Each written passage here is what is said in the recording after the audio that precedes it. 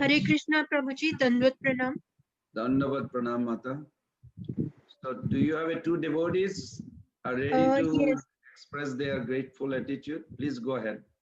Yes, Prabhuji. Today we have Nilambri Radha Dasi Mataji and Sonali Basu Mataji. Okay. Hare Krishna, Prabhuji, and Hare Krishna Mataji. Please accept my humble obeisances. And I'm eternally grateful to Srila Prabhupada to extend the good fortune all over the world, which has been created by Chaitanya Mahaprabhu. Otherwise, it was not possible for a very limited and insignificant person like me to think about the ultimate purpose of life and connect to Krishna. And Srila Prabhupada has connected us to bona fide sampradaya. Srila Prabhupada has given us organization like SCON, which is like his own body. And Srila Prabhupada has given us Bhagavad Gita and Srimad Bhagavatam with Bhakti Vedanta purport, which are basis of our life. So our Srila Prabhupada is so glorious, and I'm eternally grateful for everything, whatever Srila Prabhupada has done. All glories to Srila Prabhupada. Thank you, Prabhuji. Hare Krishna. Thank you. Wonderful. Yes, I agree 100%. Without Srila Prabhupada's purport, very difficult some of the sloka to for me to grasp anything. I still don't get it. I'm still fallen. But I have a good aspiration and I have a very good conviction that we are following and situated in a perfect path. I haven't got anything, but I'm sure if I kept on following this, achievement is more than I ever could even imagine. So we are firmly fixed on this path. That is, I'm convinced. Thank you. Due to Srila Prabhupada's purport. Yes, next Mataji.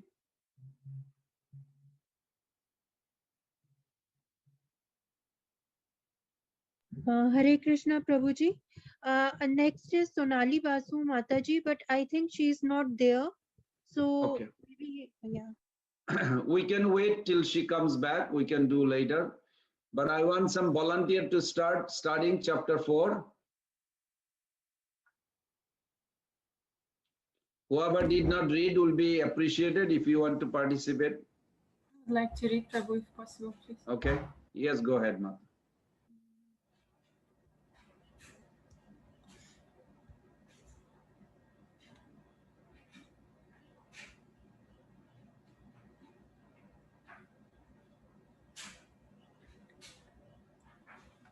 Chapter 4, Blasphemy of Vaishnavas. Gadadhara Prana Jaya Janava Jivana Jaya Sitanata Shiva Sadi Bhaktagana. Sri Chaitanya said, O Haridas, now describe in detail the offenses to the holy name. Haridas answered, by your power I will say that you make me say. Offenses to the holy name are analyzed as 10, according to scriptures. One should be fearful of committing these offenses.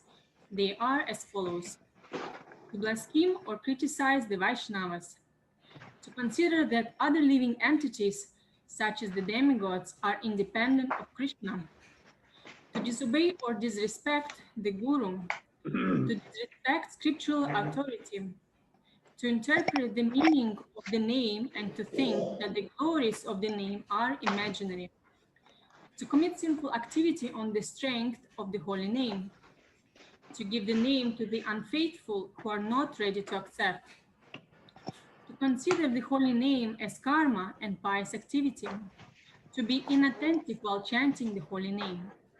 After having taken correct knowledge, being aware of the glories of the name, to remain attached to the material world of I and mine, and ultimately reject the name.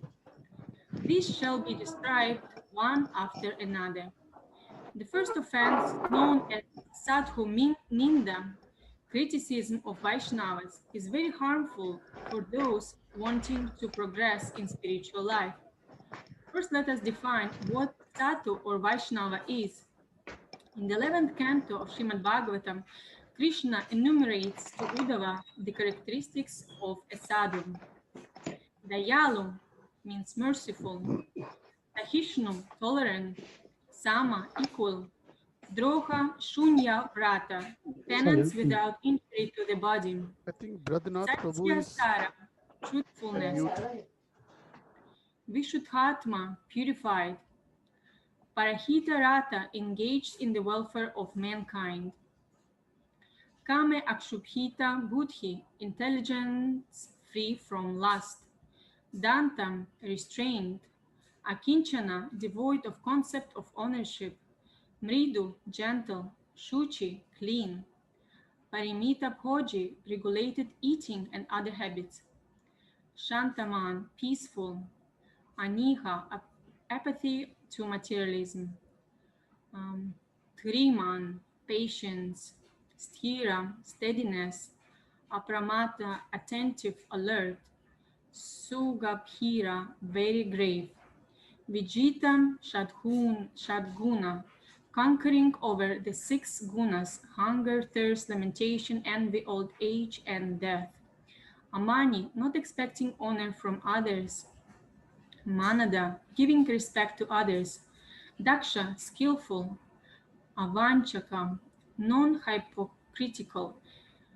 Jnani, knowledgeable of the scriptures. By these characteristics, one can know who is sadhu. However, here there are two types of characteristics, principal and marginal.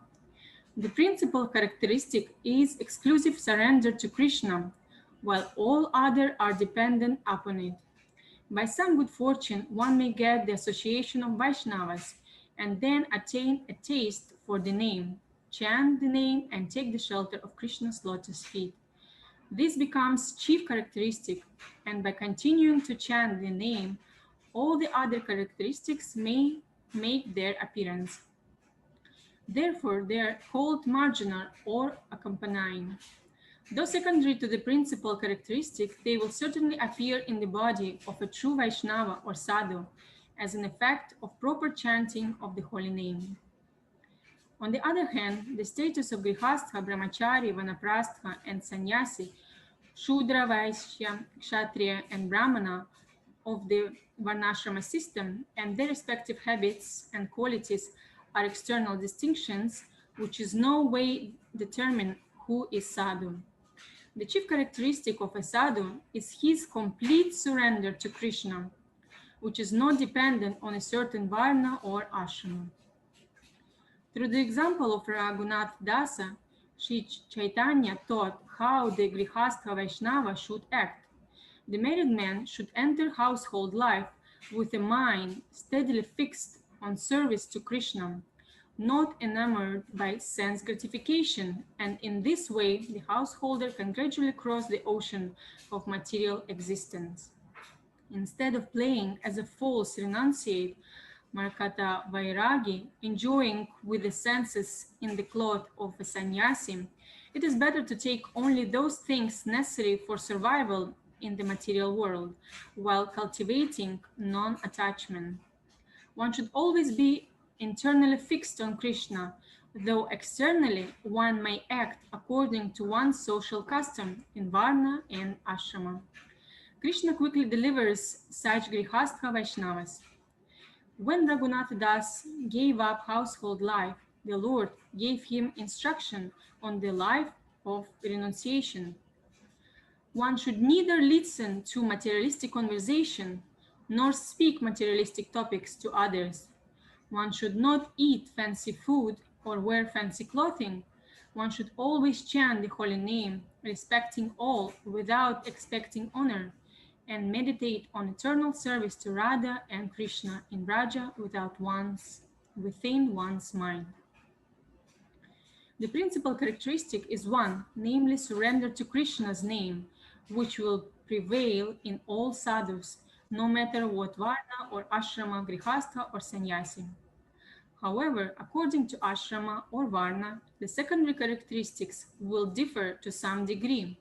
And even if there appears some bad element or fault in a person, if he has the chief characteristic surrender to Krishna, he must be considered a sadhu. and to be respected and served by all. This is Krishna's statement in Bhagavad Gita. When one has developed a taste for chanting the pure name, it is said Anyone that knows? Anyone knows where in Bhagavad Gita says?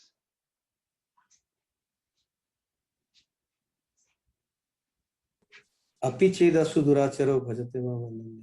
Very good. 9.30. Everybody should read. If you want to not commit offense, then you must understand that verse very well. And the next verse also. Shipram Bhavati Dharmatma. That's also next one. Okay. Please continue. when one has developed a taste for chanting the pure name, it is said that chanting just one time will destroy the influence of all past sins. Some remnants of those sins may still remain, but they will completely vanish by the influence of the holy name.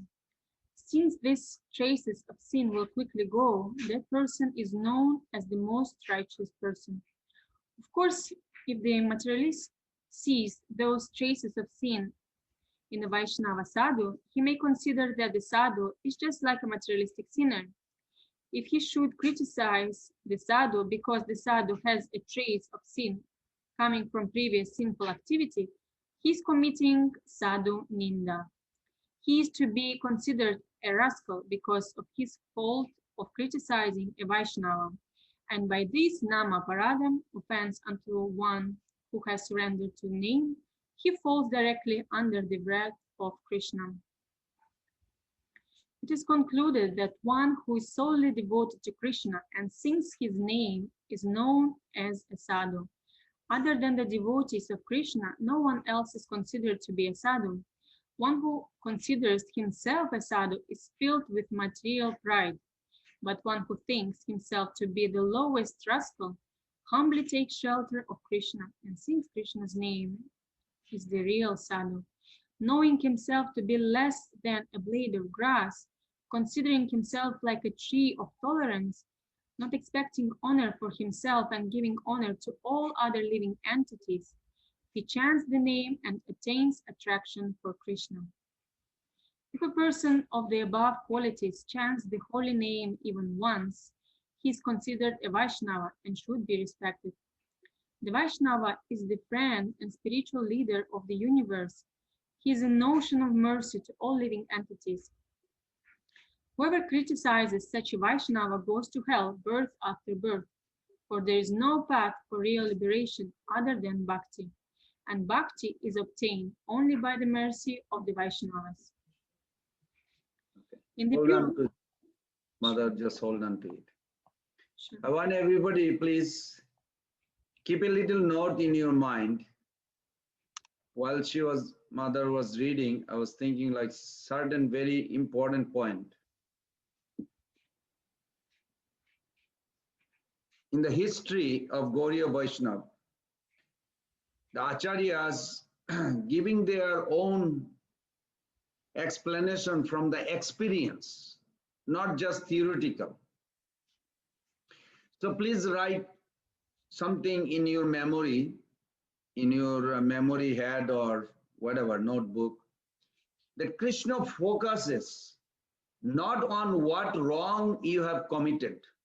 See, committing Vaishnava offense, so the word is committing. Krishna, you cannot cheat Krishna, first of all. I hope everybody understand that. He is actually right next to you, more closer than your husband or wife or children or anyone, because he is sitting in your heart. What Krishna is looking from you, from each of us, his focus is not on what wrong you have committed, but on where your heart is committed now. This is very important. Even I reflect in my life, I probably has a lust, greed, so many, like a demon. But where my heart is now, Krishna is interested to see where my heart is now, not where I was committed before. This is very important. Suppose we strive to practice bhakti and live purely, but fail and fail repeatedly. We may feel disheartened, isn't? Maybe it never happened to you all, but it happened to me. When I'm so impure, how can I ever come closer to Krishna? Sometime even one devotee told me, many times thought came, should I continue practicing chanting? He literally had a doubt. First of all, feeling bad after doing bad is good. You understand? Feeling bad after doing bad is not bad, it's good. But that bad feeling acts as an inner deterrent from wrongdoing and ensures that we don't become nonchalant about repeated wrongdoing. Simultaneously, however, when we are knocked down, if that bad feeling starts beating me down repeatedly, what will I feel? I may feel totally disheartened. I may even give up trying to live purely. I don't care, I'll just do what I want to do. This kind of feeling may come. To avoid such debilitating discouragement, here Harinam Chintamani is revealing that Krishna is a considerate God. He understands that my past or our past conditioning aren't always easy to overcome. And Krishna understands. He does not, fixate on phase when those conditioning overpower us. Krishna also sees what we do after those phases subside. Something happened to me many years back, and I some or other made a note, I don't know why. It was very interesting. The Vishwanath Chakravarti Thakur says, when you are going down in your thought from Krishna consciousness to the sense enjoyment, how are you going down? What portion you connected with Krishna, or maybe 0 portion, or maybe 50-50, or maybe 25-75. And while you are on the bottom, what your connection was with Krishna? Maybe no connection, I don't care. I want to enjoy whatever I want. And then at one point, after a few years or few months, when you started to coming back, what was your connection that time? Your thought. Krishna pays attention all 3 stages and prepare you to help you for the next fall, if comes. Now, if you are desperately trying to come back to Bhakti path, Krishna, seeing this, will empower you. That next fall, you will not go down. You will be uplifted. Like, you ever saw a Prabhupada give an example, a father walking with a child on the road? Well, I don't know, maybe in India I saw a narrow path, and the child is about to fall. But because he's holding on father's hand, the father doesn't let him fall completely. He tip over, like almost falling, but the father lift him up.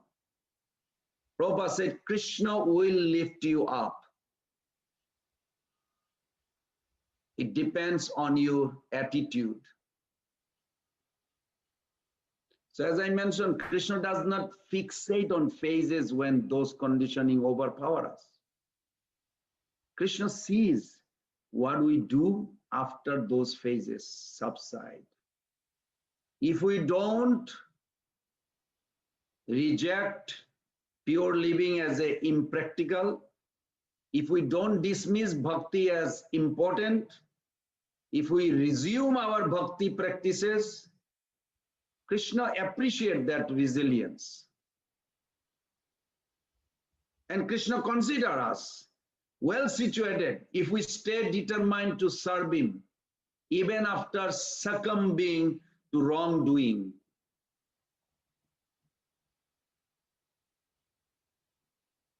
By daily sadhana bhakti practice, we will soon become purified.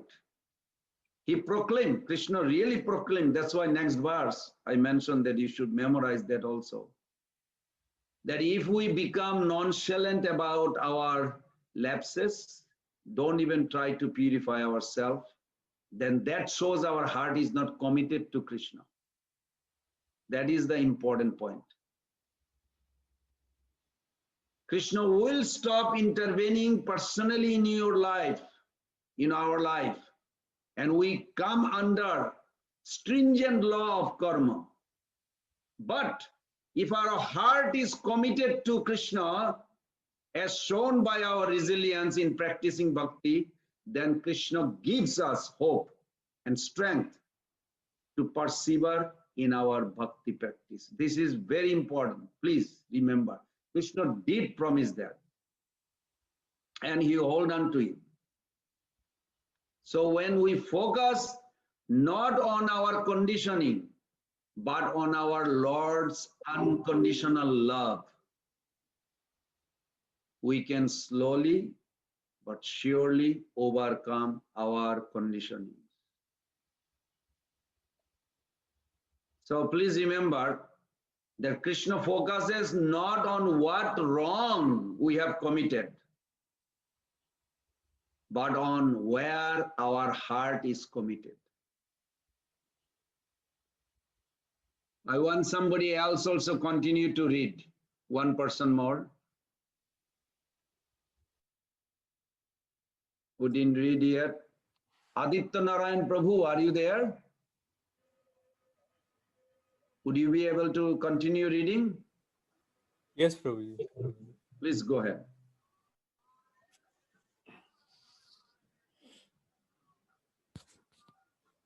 Okay, so yeah. in the pure Vaishnav resides Krishna's energies of Bhakti, Haladini, and Samved. Thus, by contacting a Vaishnava, one can also receive Krishna Bhakti. For this reason also, the food remnants, the foot water, and the foot dust from the pure Vaishnavas are three powerful articles for creating Bhakti. If one stays near a pure Vaishnava for some time, one can receive the Bhakti energy flowing from his body. If one can bind that energy within one's heart, after having developed strong faith, Bhakti will develop and one's body will begin to tremble in ecstasy. Thus, by living close to a Vaishnava, soon devotion will appear in one's heart. First, such a person will begin chanting the holy name, and then by the power of the name, he will receive all good qualities. This is the particular power of the Uttama Adhikari. A Prabhu, Vaishnava. just a quick question. What is that power emanating from a Vaishnava's body to us? You have an experience of Bhakti Charan Maharaj. He talks so much about Vaishnava relationship, Vaishnava care. Where this comes from? Everybody must remember the chart of the Shakti Tattva, what's her name? The Mother Nilambari Devi. We posted in the WhatsApp group. That chart you have to have a complete in front of your face when you are chanting. Not the chart itself, I mean the personalities represent in the chart.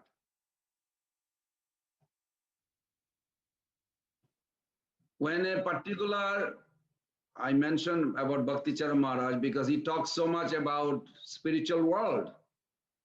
so much about relationship that we forgot our relationship with Krishna. So when he is focused so much, his relationship through Prabhupada, by close proximity with Maharaj, we can get that relationship re-established.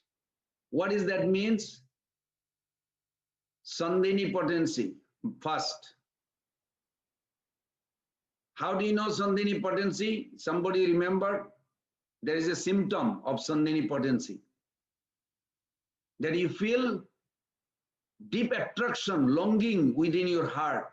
You want to hear more. You want to chant. You want to really thrive. It may come for 1 minute, 5 minutes, or last forever. This is an easy way to check it. If you feel some attraction, deep attraction, means you are connected at that time. Don't unplug, don't come out, but difficult. Because mind itself will challenge within you. Because mind has no access to do anything except be subordinate to intelligence and bhakti. And if you can connect there, then Suddha Sattva will connect with Sambit. Sambit means feeling, relationship. Then Srila Prabhupada says in chapter 4, Adi Lila, 60 to 64, those verses in the purport very nicely, that from the Sambit, it will attract Ladini potency. It will nourish us. You will feel satisfied spiritually. Spiritual satisfied and Namavar satisfaction are two different. Pure name satisfaction, that you want to serve more.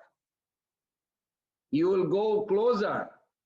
But material satisfaction, Namavar satisfaction means you don't have a misery of material modes, but you're not enthusiastic to serve either. Don't take it in the same way, please. Enjoyment of sense gratification, like eating nice prasadam, and you think like, okay, I don't need any more anything. That doesn't mean that satiated position is like a Krishna Prem, some glimpse. No, it's big difference. So this is very important. Okay, Prabhu, continue, please.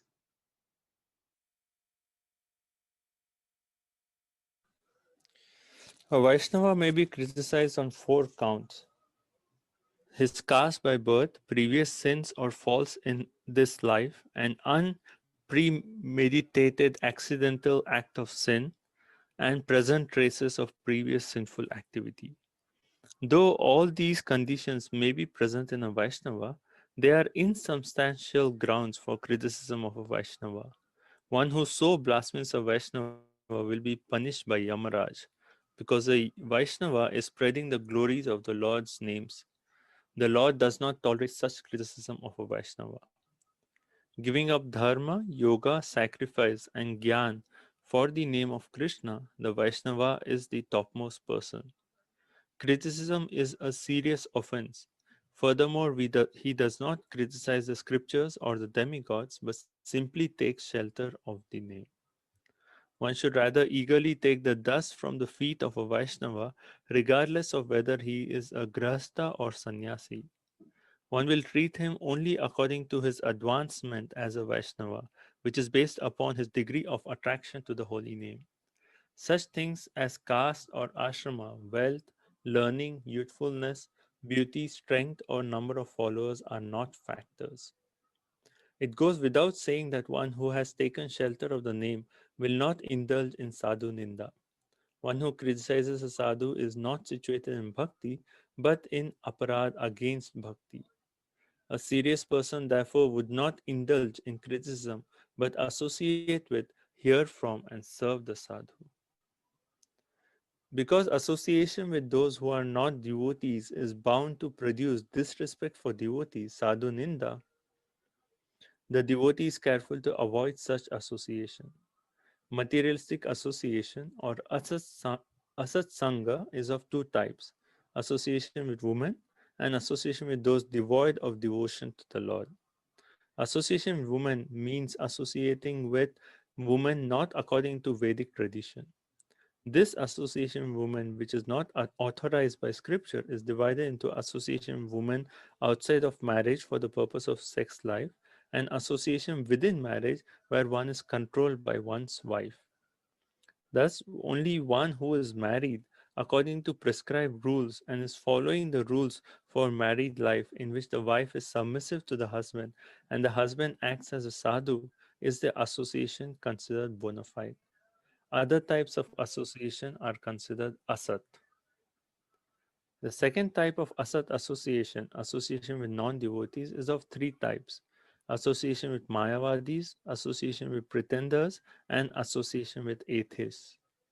Mayavadis believe that the Lord and the Jivas are both temporary entities and that the Lord's Murti form is material.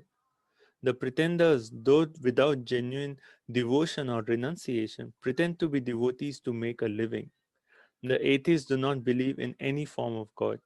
Now, these people may claim to be devotees and may be accepted by the public as such, but if one rejects such people, it is not considered sadhu ninda.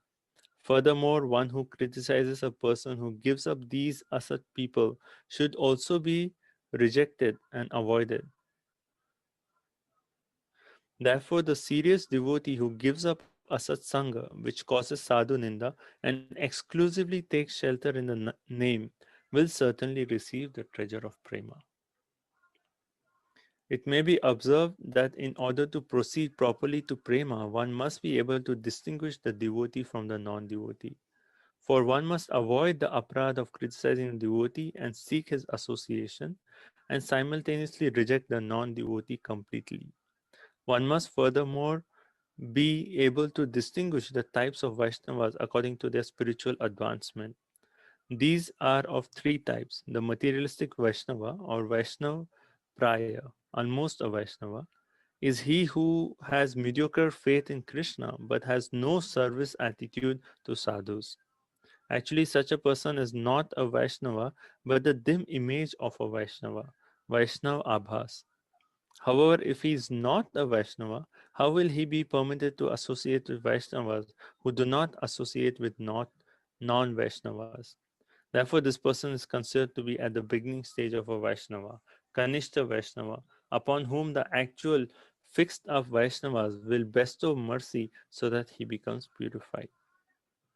The next higher stage of Vaishnava is the Madhyam Bhakta, who can recognize the important position of the Lord's devotees and thus always associates with them. In faith, he is convinced of Krishna's position as the Lord, the jivas as his eternal servants, the process of bhakti, and the goal as prema. He shows mercy to the innocent, those who have a little faith, the Kanishta Bhaktas, by giving them Sambandha Gyan. And he avoids the enemies, Atsat Sangha, understanding the different effects of the different types of association. Even at this stage of Madhyam Bhakta, one is considered a pure Vaishnava with the qualification of taking the real holy name, not Namabhas. As a real Vaishnava, he is able to distinguish a Vaishnava from a non-Vaishnava so that he may avoid Asat Sangha and Sadhu Ninda and serve the advanced devotees. Actually, he must do this for his own advancement. He who experiences Krishna as the life and soul of everything and thus sees Krishna situated in everything and consequently does not make distinction between Vaishnava and non-Vaishnava but simply engages in relishing the nectar of the holy name is called the Uttama Vaishnava, the most advanced devotee. The Kanishta Bhakta performs his devotional service at the stage of Namabhas, whereas the Madhyam Vaishnava is actually qualified for the real holy name and can understand and discern the various offenses in chanting the holy name. The Uttamadhikari is above committing offenses as he sees Krishna expanded everywhere. One second, Prabhu. Just for a moment, let's see the audience. Who remembers without looking at the book? What are the three categories Aditya Narayan Prabhu just read. How the Kanishta chant, how the Madhyam chant, and Uttam. These are supposed to be going inside in our consciousness. So when you chant, you can examine yourself. Who can say these 3 stages? Just one paragraph, he read all 3. So, Prabhuji, the Kanishta Adhikari, he chants at the Namabha stage, and Madhyama without, while trying to avoid the offenses, being aware and discerning the offenses, and the Uttamadhikari without offenses, chanting without the offenses. So are you saying Uttamadhikari actually does not commit offense? Yeah, this is what is being read here. Is Okay. he does not commit? He doesn't commit. Can you explain me? You said Kanishta Bhakta, he served the holy name in the Namava stage. What is Namava stage? We just discussed Wednesday. Yeah, he's chanting with this mist and cloud, with ignorance and with this asatrishna uh, and the attachments, basically, with the material, with the anarthas and ignorance. That chart in front of your forehead, the chart is floating. Yeah. Yes, Prabhuji. Good. You can literally see the Brahm, 4 Brahms, then the Asatrishna. You can see it like this. Very nice. If you can, why not? You can focus it. Even walking, driving, you can see that chart in front of you floating. Srila Prabhupada said, if you are familiar with all the offenses and then you try to avoid, from offensive state to namabhas, you can jump immediately. Everybody understood? If you are not memorizing all these anarthas, it's not possible to get out. If you are not familiar who is your enemy looks like, you can never kill them. You may have a gun, you may have a bullets is ready and you're a good trained, but if you don't know how to recognize the enemy, how are you going to kill them? So anarthas, we have to be familiar. What are those anarthas? And until you remove the anarthas, the sambandha gyan is not coming in the heart, then we will not get out of the namavas. But Prabhu, I feel happy. Yes, namavas will give you happiness. And that will trap you. I mean, to be honestly, I feel happy too when we chant. Many devotees probably feel happy. But we're not looking for that happiness. We're looking for awakening our dormant love for the Lord. And there are 9 symptoms. End of this course, I'll discuss that more details, the symptom of the prema. But right now, at least we have to have this understanding that this anartha chart has to be in your bedroom before you go to sleep and after you wake up. So this way, it like a stays in front of your forehead. In a moment, you can just say, there is a Sarup Brahm, Paratatta Brahm, Mayatatta Brahm. How do I know? Because that's what I did too. In front of my bedroom, in the bedroom, I put it there many years back and it stays there. And it's now in front of my eyes. It stays in the consciousness. That consciousness, spiritualizing that consciousness is required. Not in the seminar and after the class is over, we are done, we go back to chant, but I don't remember. No, you have to contemplate. Without contemplation, no reflection will come. Without reflection, no assimilation will come. And without assimilation, you cannot comprehend Krishna captured in your heart. Not possible. It is intentional. The progression in bhakti is not automatic. Please, I'm hammering this point. It is not automatic that you chant and you will be automatically getting Krishna Prem. No. Yes, it looks like, it appears like that. Yeah, but intention we cannot see, but there is an intention. And you may say that where this intention going to take us? Intention produce commitment that you will not give up chanting every day. Commitment and effort. These two things. Where this determination will come? From inner connection. More you practice, more you feel taste, Prabhupada says. The taste for chanting is the test that you are progressing. No taste, you are not progressing, period. Taste, taste. Taste is needed. Taste is the test that we are progressing. It is important. When devotee asks Prabhupada, how do I know I'm progressing in chanting? Prabhupada said, do you feel like to chant more? Say yes, then you are progressing. The taste is the test. Oh, I don't feel like chanting. Then you are not actually progressing. Something is blocking. This is very important. Yes, Aditya Narayan Prabhu, please go ahead. Prabhuji, I have one question here at this point. Can I ask, or in the Yes, in the sure. last? So Prabhuji, in this only the last paragraph which we have read. So what we are saying here is that Madhyamadikari is qualified for the real holy name and can understand and discern the various offenses in chanting the holy name. So if we see from our chart, so apradha, like aprad is one of the thing which we do in the namavas. Uh, so so so in that sense, at the namabhas stage, so we have to, in order to go above the namabhas, we have to avoid all these four things: anarthas, asat trishna, aprad, and the hridaya durbalyam. So like why it is said specifically about the offenses only, and like what about the other three things? We have to intentionally work on other three things, or they will go just by chanting? The Swarup Brahm, when you hear very clearly, it actually appeals to your heart and you feel like, yes, I am eternal servant of Krishna and I am indestructible like Krishna. Our relationship is eternal. You can feel it, but offense is a conscious choice in the heart with enmity that you have to correct yourself. You have to be willing not to do it.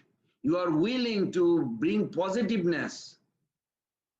You are willing not to allow negativity enter in your mind to control you. So offense is actually the most deadly. That's why it says apagata radhat. Aparad means apagata. You are deviating, going away from the service.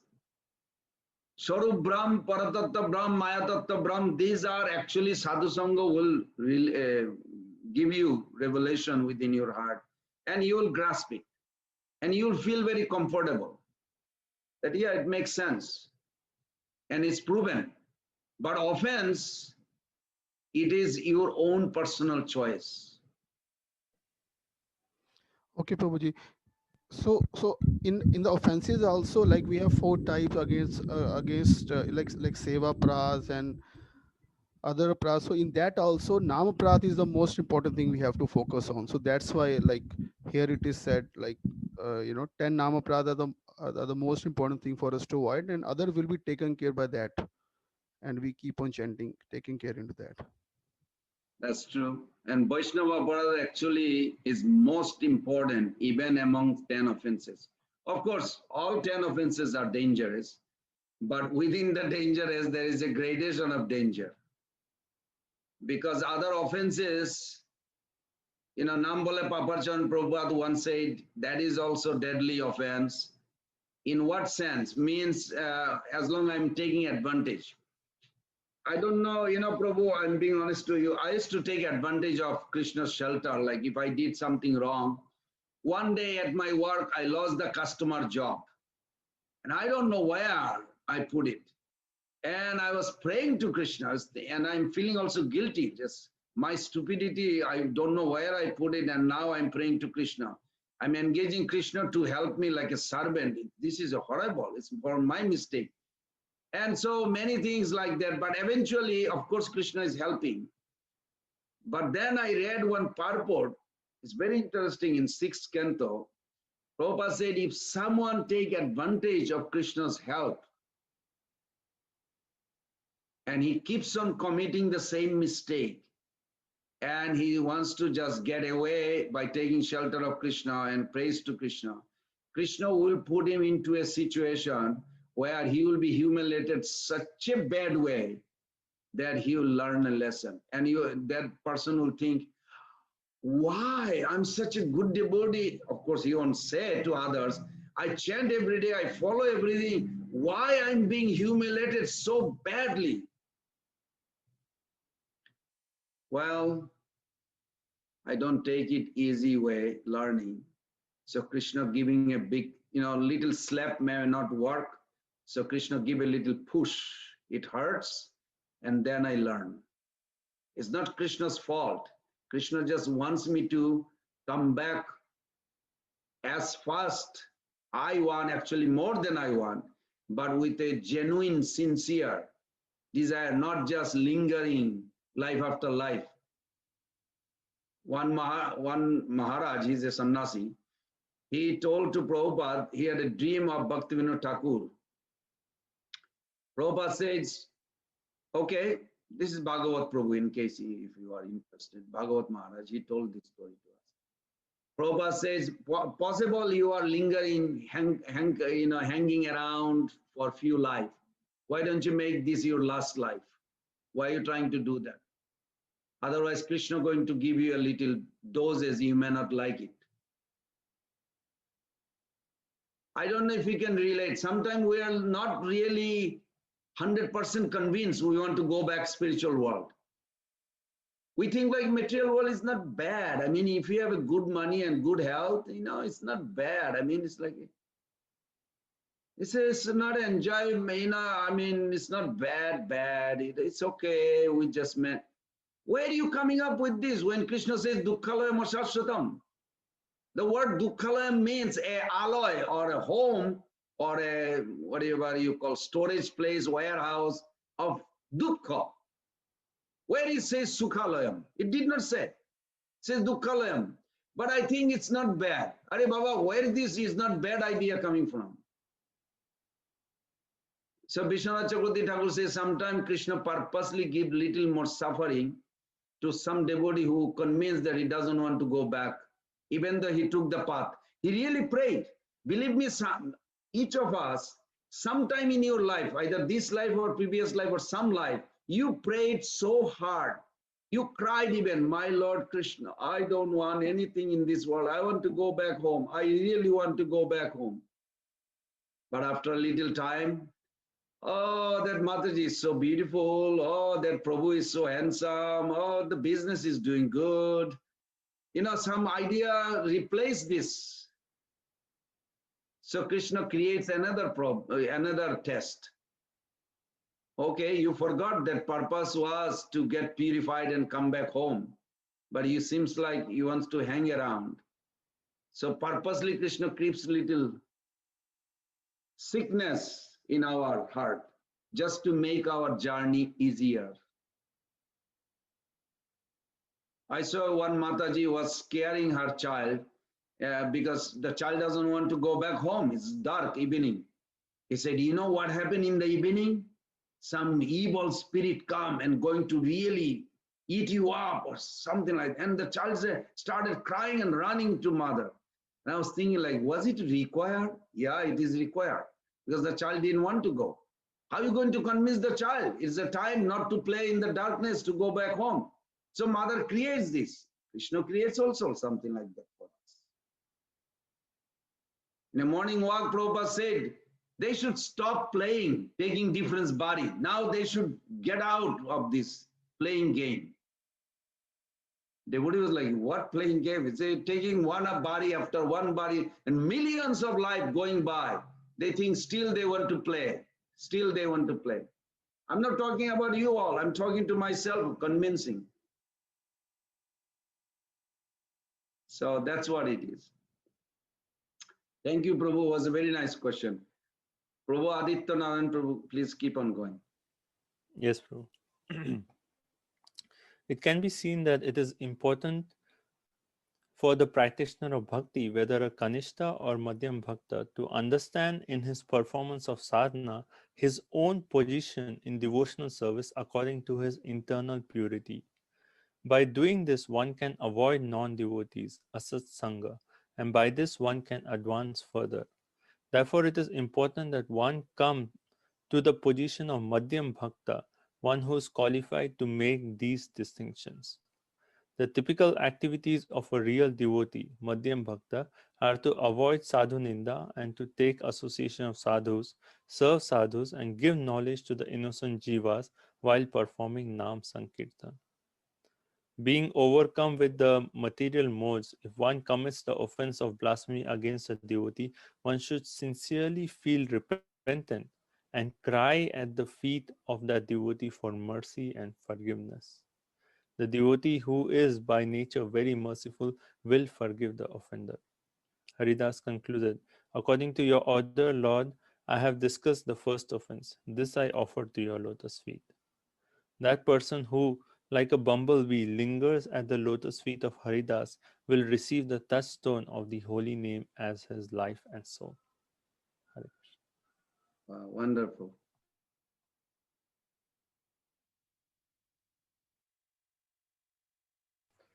Hare So I Krishna. have a question to the audience. Wow, it's exactly 1 hour. Today we did it very good. If someone is worshipping Krishna by chanting, but no genuine interest to serve the devotees, to respect the devotees, what is his chanting stage? Where is he or she now? Please, somebody answer me.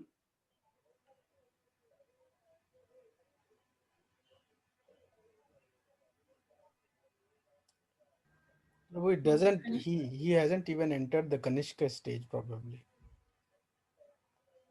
No, no, this is reality, Prabhu. This is reality.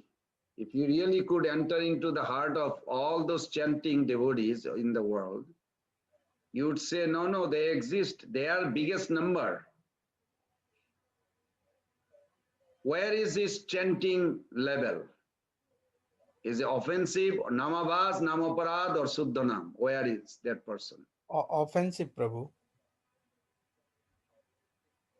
Because, I mean, if he's not respecting Vaishnava, that's one of the important aspects.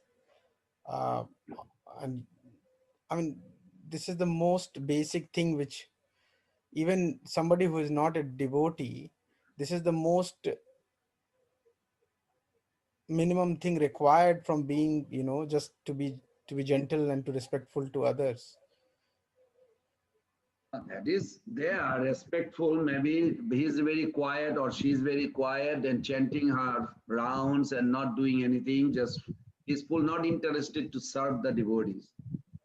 That's not offensive stage. That's a namavas. He or she is not criticizing, is not interested to commit offense, trying to be serious, but did not develop importance of serving Vaishnavas. That is namavas stage. And it's important. The namavas has a two types of namavas. Chaya namavas, pratibimba namavas. But what we need is Shraddha namavas, because that will take us to very quick to Krishna. Prabhu, I have one question on this one. Hmm. One of the things which was read is that we shouldn't be associating ourselves with non-devotees. I do not fully understand what is the true meaning there. In a sense, Prabhu, we live in a world there and we interact with the world on a daily basis in very large numbers, in offices, in homes and other places. And we are bound to interact with a lot of people who are not devotee. So I see that as how to see this sentence in that context. And if somebody asks you, so what is your position? Who are you? Are you instrument of your spiritual master, or you are worker, one of the worker there? Instrument, Prabhu. Okay, as an instrument, you serve them. Serve in a way that they will respond positively. There's art. Just like I mentioned, Radhanath Maharaj did not, he told me this personally, did not want to, this professor did not want to take the cookie prasadam. He said, no, I don't want any Hare Krishna food. Maharaj said, my mother made this. She will be happy if you take one. Okay, your mother made, then he felt little, not guilty, but at least he felt little softened. Okay, I'll take one. Oh, I'll be glad to tell my mother that one professor took cookie and let me know how you like it. And little later he appreciated, he said, oh, this is very good cookie. So the person actually took prasadam and he positively appreciated prasadam. And Prabhupada said, if anybody appreciated a book or prasadam, he will not go to hell. You'll get another human birth to start. Whether he'll start or not, that's another question. But at least he has begun. So this is a positive, the art of distributing Krishna consciousness in such a manner that they will respond positively. It depends on us. The way you talk. Chaitanya Mahaprabhu told this to Raghunath Das Goswami. Sthir hoiya ghare jao na ho batul krame krame pailu bhava sindhuku. Sthir hoiya ghare jao na ho batul. He said, batul means crazy. He said, don't act like a madman, crazy man. Be fixed in your bhajan. How? Antaranishta bhajya loka vyavahar. Be firmly fixed within inside your heart, in your thinking, willing, feeling, you're firmly fixed at the lotus feet of Guru Krishna. But outside, you display or behave the way people expect you to behave.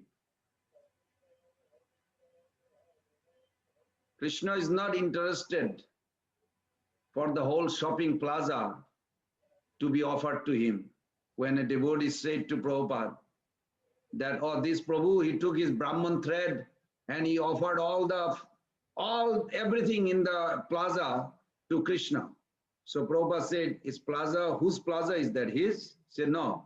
See, you cannot offer something belongs to somebody.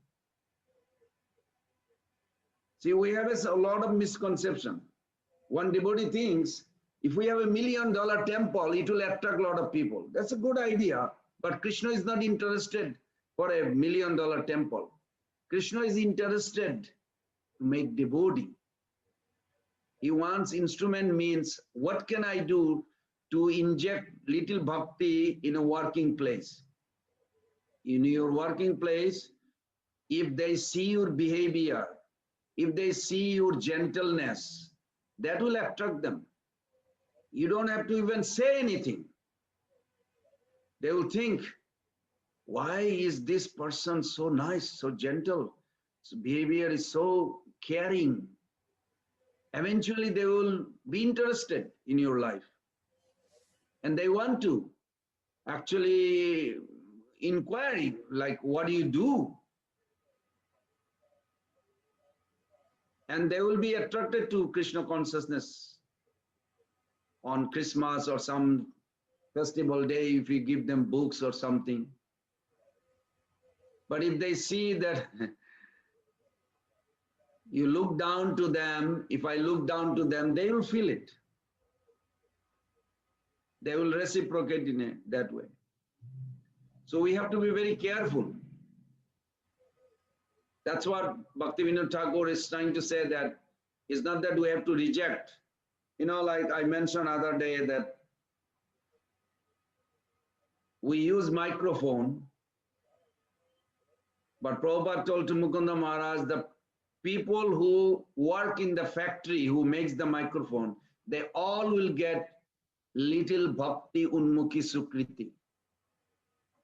Can you imagine So if you are in the field where people are gathering for work and you are one of the worker, your platform is already built by Krishna to give them Krishna consciousness. If you have a 4 or 5 colleagues, say my wife made a nice cookies, anybody would like to, and they will take it. But indirectly you gave them a seed of Sukriti, Bhakti Sukriti.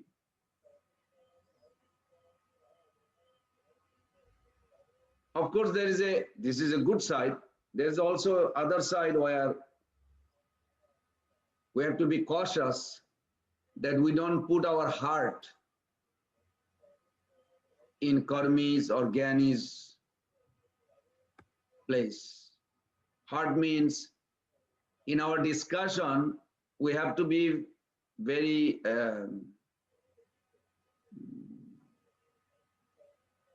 intelligent in a sense that how to give them Krishna consciousness, but without telling them directly that this is what you need.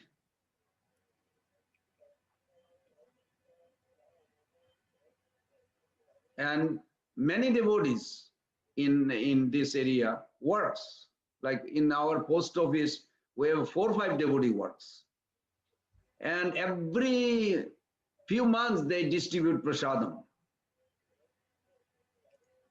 And of course, people came to know these are Hare Krishna's prasadam.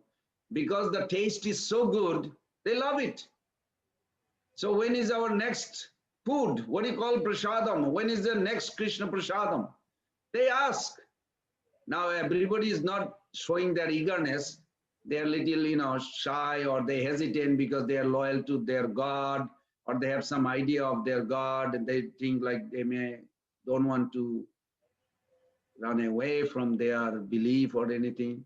And devotees are very peaceful, genuine. There's a 2 Russian couple, there's a 2 Indian, there's all work in the post office here. And I see that it's very healthy atmosphere they created. So it's up to us. If we have that instrument mentality always set, then definitely we will draw them. And Krishna put you there because he has interest for you to take care of those people. Thank you, Prabhu. One more thing, just when we offer Naivedya to the Lord, Srila Prabhupada ji say that it has to be offered through a spiritual master. So exactly what do we say, Prabhu? Well, spiritual master, you are assistant to spiritual master. It's very easy. I don't have a love for Krishna. So if I offer something, I don't think Krishna will ever eat now. At least at this moment in my life, I don't have love. I know that. But I do have a strong faith that Prabhupada has love for Krishna, tremendous.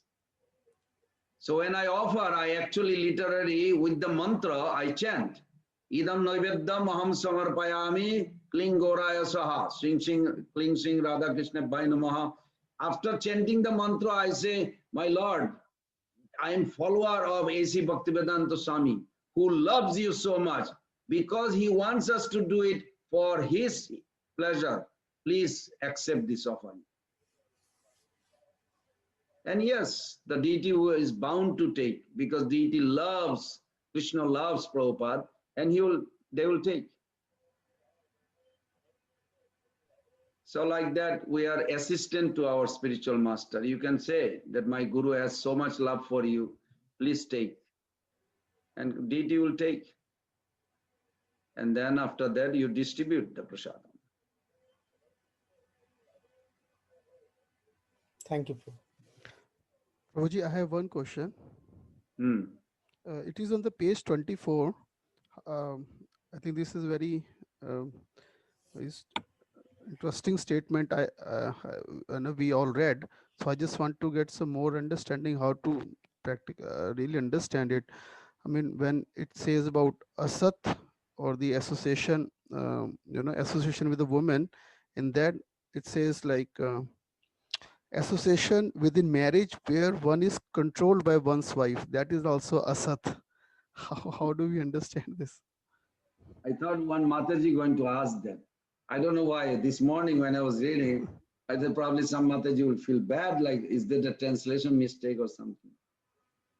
You know, you heard Prabhupada said all the girls should get married, and all the boys should stay brahmachari. So then the president says, no, sorry, one devotee says in the class, how this is going to happen? All the boys should stay brahmachari and all the girls should get married. Prabhupada said, that's not my job, that's the job of the management. Means they will see according to. So when you say association with the woman in a Vedic culture, men supposed to be a first-class Vaishnava. And woman is not less, but they have some uncomfortability in life with their body. For an example, they have PMS, they have a menstrual period. If they get pregnant, they carry the baby, they can't act like a man. So their body, Krishna designed that they have some disadvantage sometime. But in our society, practically I see some of the mothers are much more brilliant, bright preacher than Prabhus. I mean, this is my personal observation. So I cannot say, maybe in Kali Yuga is different, I don't know. But this, in Vedic culture, when Bhaktivinoda Thakur wrote, in Vedic culture, that men supposed to be a first-class Vaishnava. And I hope all the men are first-class Vaishnava, but I doubt within me. Because sometimes they see the spouse as an object of enjoyment, not respectful. You cannot respect when you see an object of enjoyment. You cannot respect that person actually is maid servant of Krishna. If you can, then you are way ahead. This is what Gaur Krishnadas Babaji's advice was to a young couple who just got married. He said, this is Shabadasi. Gaur Krishnadas Babaji is very straightforward. He doesn't like dupliciousness. He said, what do you mean Shabadasi? He said, I just got married and she is a Krishna Dasi. I want to serve Krishna Dasi. He said, be honest to yourself. Then do not ever touch her body. You cook, offer, serve her prasadam, do everything so she become very good Vaishnavi. But do not think she is the object of your enjoyment. We have to be very honest to ourselves, to Krishna. And then if we are sincere, Krishna will purify us. Association with women, not in a way that body, it's a way of intention. What is my intention? If I want to gratify my senses, then it is dangerous. I mean, in our temple, there's a 50%, even this morning, Mangalarti, temple was packed. 50% mothers, 50% Prabhus. And someday even more mothers they are more steady. There's one temple, Bergamo in Italy.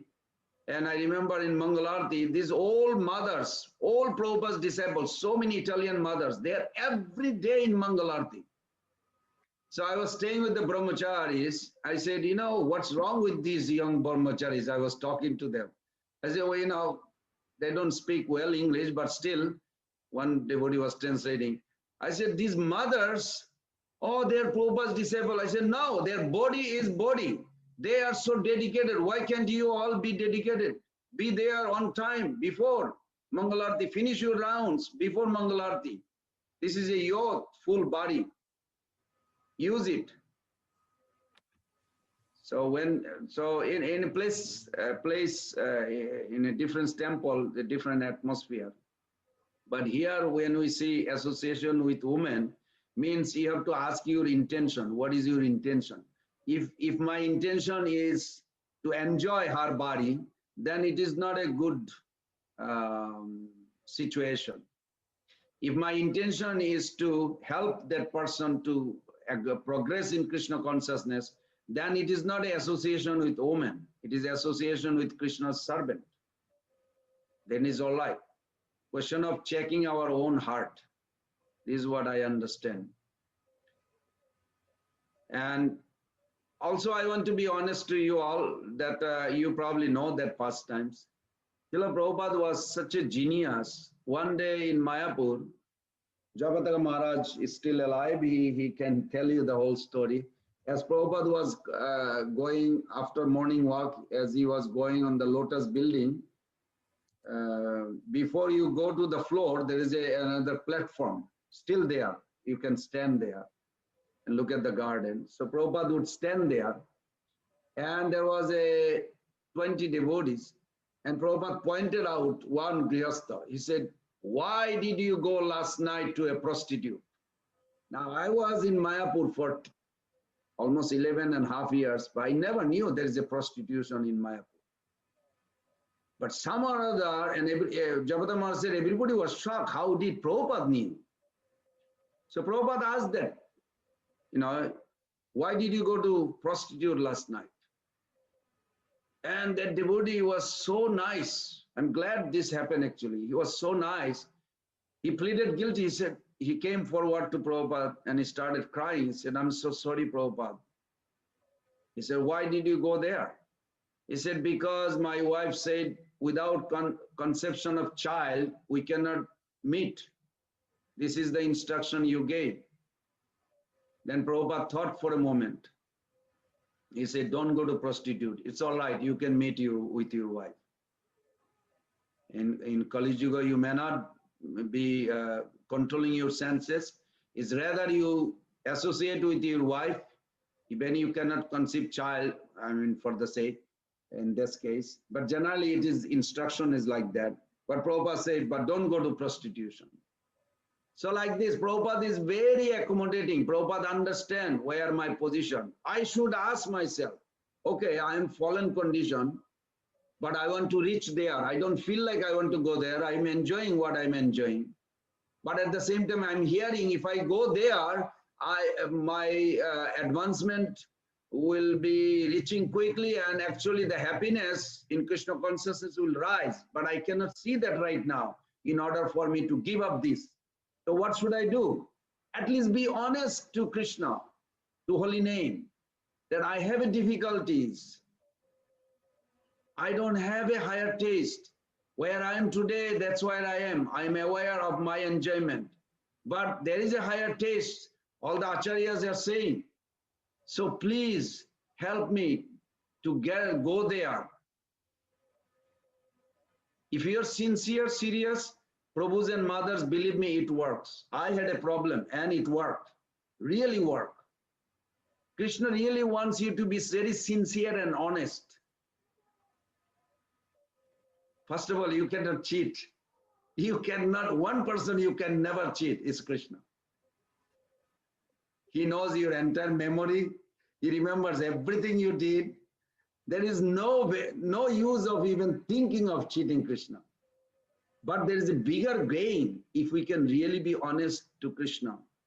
That's why I mentioned, if you recall in the break, that Krishna focuses. What does he focus? Anybody remember? Not on what wrong deed I did before we have committed, but he is interested on where our heart is committed. If your heart is committed to practice and Krishna, that's why Krishna is interested. How horrible life I had before, Krishna knows that. Krishna knows more than me. I literally, being honest to you, sometimes I feel like maybe in one life I was a demon. So some mental thought comes like this. I don't act on it. But I was like, wow, that's like it's some demoniac. Where this impression comes from. But I pray to Krishna and he purifies. He helps me because something I cannot do beyond my control. So this is very important that Krishna focuses not on what wrong we have committed, but on where our thinking and commitment is now. Is that okay, Prabhu? Sorry, I went long. Yes, Prabhuji. Thank you. Thank you. Hare Krishna Prabhuji. Yes. One question here. You mentioned that we should remember Haridas Thakur before starting our chanting.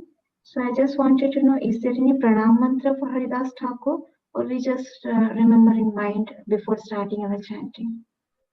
You know, on the Lila, I think third chapter, I'm not sure. I have to look at it. There is actually a pranam mantra. You could use that, or you can just fold your hand and say Bancha Kalpataruvesya. You can do that too. It's fine. I'll bring it tomorrow, Friday, if I find that mantra. Otherwise, you can do Bancha. Okay, Prabhuji. Thank you. That will be good. Actually, this morning I was talking to somebody also.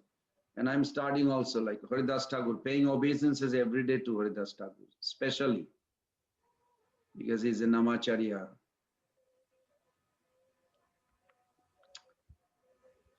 Any other reflection? Otherwise, we'll end here. So far, what we understood, I hope everybody got these 3 stages: Namaparad, Namavas, and Suddhanam. So let's check just what we got from this chapter very quickly, and then we'll end here. First point we got that who are the Vaishnava that the first offense is not for everybody, specifically to someone who remembers this. Committing offense to that particular Vaishnava is the worst. One who is preaching. Be very careful. Especially, I'm not saying that you should criticize, you cannot criticize any Vaishnava. But if you criticize especially the preacher, those who are preaching, brahmacharis, sannyasis, grihasthas, mothers, those who are preacher, you cannot escape from the reaction of that. This is deadly. Anybody is preaching, we should just bow down to their feet. And if you, how would I say, if you, of course, you cannot be artificial. Okay, I give you a little tips of Bhaktivinoda Thakur, another book. Actually, I think in this book, it will come to this point. Can you see something horrible happen in the temple or in the devotee community, and you say, I don't want to hear, I don't want to talk, can you stay aloof? Be honest. Somebody please tell me. No, Prabhu. Thank you. And if you say, well, I'll try, no, that will be artificially. So what did Bhaktivinoda Thakur gives? Very nice. He says that you can examine and discuss another Vaishnava's behavior, bad behavior, without being aparadi. How? Here is the criteria he gave. Please remember this. You please examine your motive first. If the intention in analyzing someone's sin is to ensure that he attains his ultimate welfare. Oh, this happened to this Mataji, this happened to this Prabhu. Oh, he's my friend. How can I? No, I don't like it. I don't want to see that devotee suffer. Oh, Krishna, please, I want to help. I want to help. If you really have a good intention to help, because you cannot tolerate seeing that what will outcome 1 year, 5 years, 10 years, or next life, or even 1 month. Gopal Chapal happened next day. Some people offense, takes time. Some people immediately. Gopal Chapal in Chaitanya Charitamrita, he says next day he had leprosy. On the 3rd day, it started like oozing. Pause. Was horrible. So if you really feel like this, you can examine, talk about it. is not an offense because your intention is to help. Everybody understood that, right? This is the first point.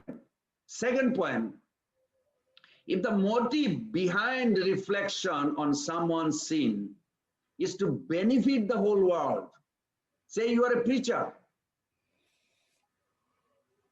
You know, I did a lot of horrible things in Mayapur in my early teenager life.